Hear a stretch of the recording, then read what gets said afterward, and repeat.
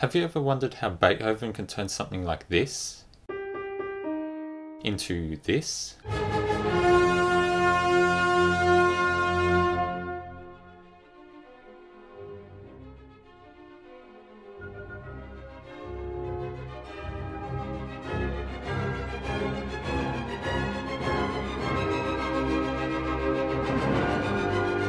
Well, sorry to break it to you, but unfortunately Beethoven's dead.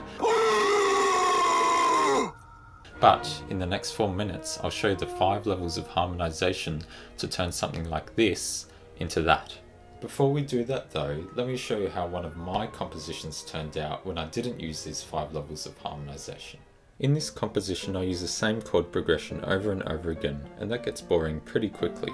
For most of the piece, when I was using the same chord progression over and over again, I also didn't change any of the chords or use any interesting sounds from outside the key.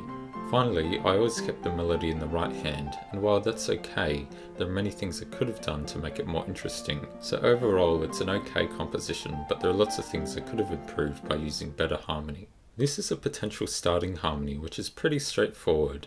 We have the 3 main types of chords, which are the 1, 4 and 5 chord. There's nothing too fancy happening in the accompanying instruments.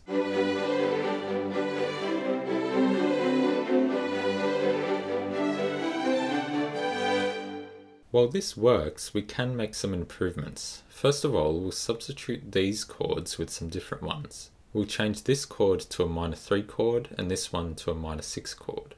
We can also use chord inversions to make the voice leading smoother.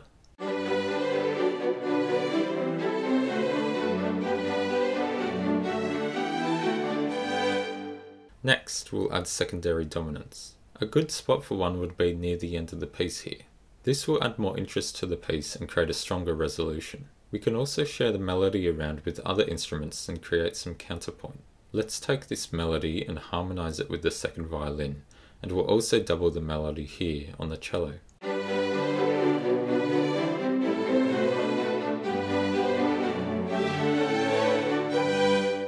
Instead of the secondary dominant here, we could use an augmented 6 chord.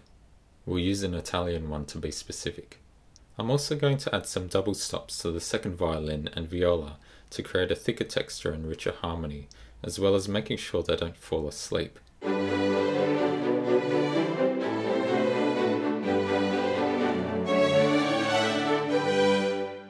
Now, there isn't much more that I want to add at this point, but there are some finishing touches that will make the piece more lively.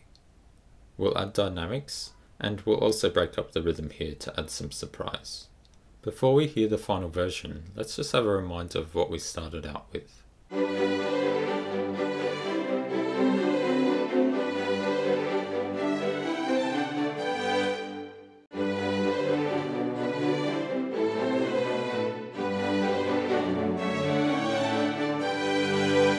And that's just one way Beethoven might have harmonized this melody.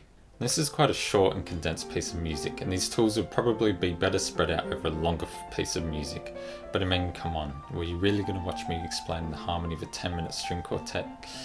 I didn't think so. Anyway, let me know in the comments below if there was something you would have done differently, and if you enjoyed the video, don't forget to like and subscribe too. Thanks for watching, and I'll see you in the next video. See ya.